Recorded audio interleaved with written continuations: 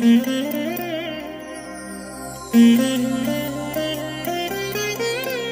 దినం పరము నుండి దిగివచ్చు మాట. ఇది నీ జీవితానికి వెలుగుల బాట.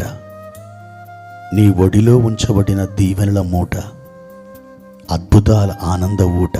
ఆగస్టు 13 సంవత్సరమంతా మీరు బైబిల్ చదివి ముగించడానికి ఈరోజు మీరు చదవలసిన లేఖన భాగము ఉదయం 86, 87 మరియు 88 కీర్తనలు, సాయంత్రం రోమాపత్రిక 13వ అధ్యాయము. క్రీస్తునందు ప్రియమైన దేవుని బిడ్డలారా, ఈ ఉదయకాల సమయంలో ప్రభు యొక్క అత్యంత బలమైన కృప మిమ్ములను ఆవరించునుగాక.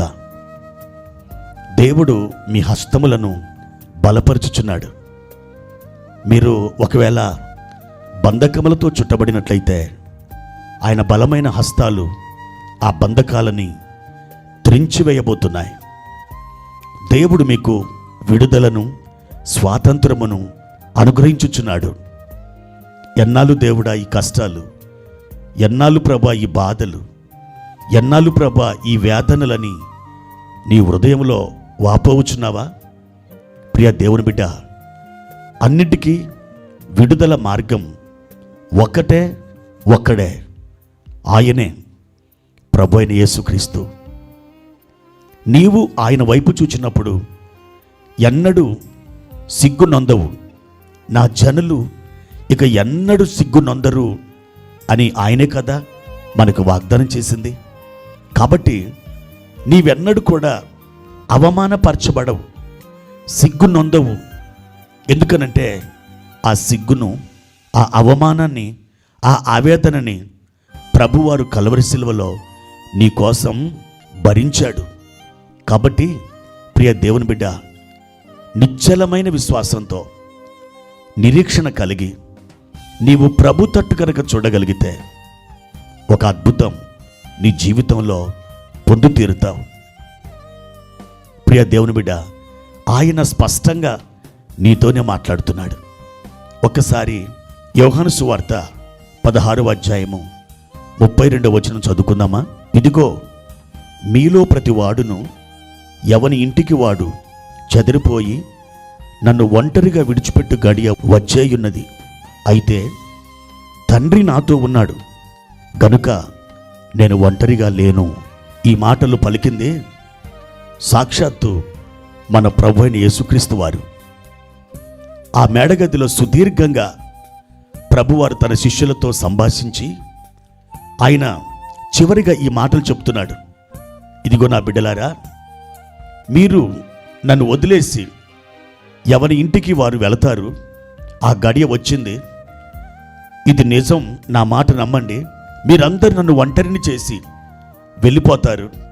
అయితే నా తండ్రి నాతో ఉన్నాడు, నేను ఒంటరిగా లేను అని ఒక అద్భుతమైన నిరీక్షణతో, విశ్వాసంతో ధైర్య వచనాన్ని పలుకుతున్నాడు మన ప్రభువైన యేసుక్రీస్తు. ప్రియ దేవుని బిడ్డలారా, ఈ మాట కేవలం ప్రభు కొరకు మాత్రమే కాదు. ఈ మాట వ్రాయబడినది, దాని యొక్క ఉద్దేశం ఏమిటంటే అది నీకోసమే. దేవుడు నాతో ఉన్నాడు, నా తండ్రి నాతో ఉన్నాడు, నేను ఒంటరిగా లేను అని మీరు చెప్పగలిగిన బద్దులుగా ఉండడానికి ఈ మాట నీకోసం పరిశుద్ధాత్మ దేవుడు వ్రాయించాడు. ప్రియ దేవుని బిడ్డ, ఒంటరిని నువ్వు బాధపడుతున్నావా? నాకెవరు లేరే అని ఏడుస్తున్నావా? లేకపోతే అందరు ఉండి ఎవ్వరు కూడా నన్ను పట్టించుకోవట్లేదని నీవు ఆందోళన చెందుతున్నావా? అయితే ప్రభు మాట విను బిడ్డ, నువ్వు ఒంటరిగా లేవు, నేను నీతో కూడా ఉన్నాను అని ఈ మాటలు నీ హృదయానికి వినిపిస్తున్నాయా? ప్రభువారు నీతో చెప్తున్న మాట నువ్వు ఆలకిస్తున్నావా?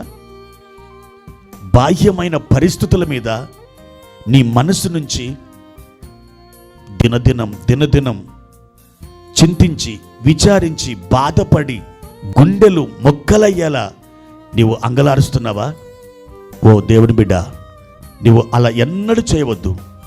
దేవుడు నీతో ఉన్నాడు కనుక నువ్వు ఎన్నడూ కూడా ఒంటరివాడవు, ఒంటరిదానవు కావు కావు కావు.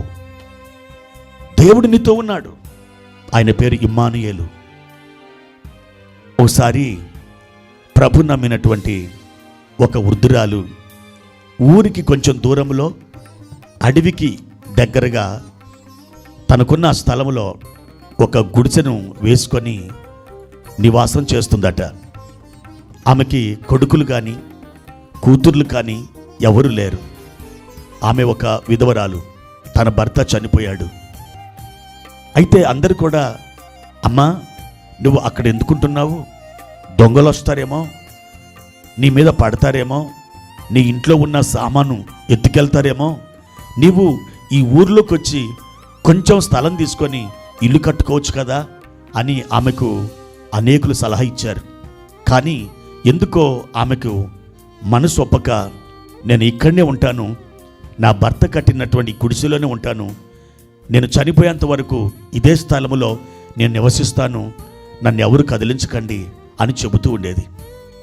ఒకరోజు 3 దొంగలు ఆమె ఇంటికి రావడం ఆమె కిటికీలో నుండి కనిపెట్టింది. కొంచెం భయమేసింది, కానీ ప్రభును బట్టి ధైర్యం తెచ్చుకుంది. నేను ఒంటరిగా లేను, నా ప్రభు నాతో ఉన్నాడు, నేను ఒంటరిగా లేను, నా ప్రభు నాతో ఉన్నాడు అని ఇలా తన మనసులో చెప్పుకుంటూ ఉంది.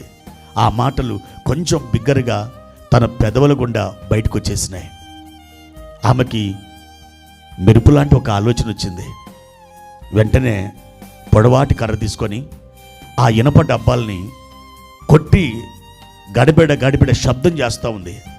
అలా శబ్దం చేస్తే ఏమంటుందంటే, ఒరే పెద్దోడా ఎవరు వచ్చారా మన ఇంటికి, ఒరే నడిపోడా ఎవరు వచ్చారా, ఒరే చిన్నోడా ఎవరు వచ్చారా అని చెప్పి అంటా ఉంది.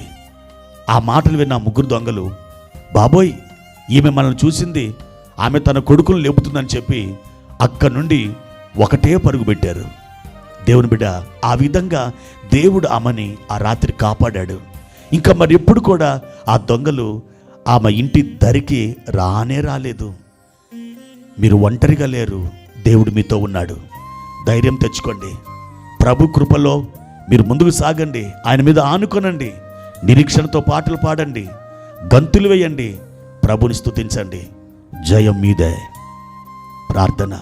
పరిశుద్ధుడైన తండ్రి, ప్రేమ కలిగిన దేవా, మీ ఘనమైన నామానికి వందనాలు.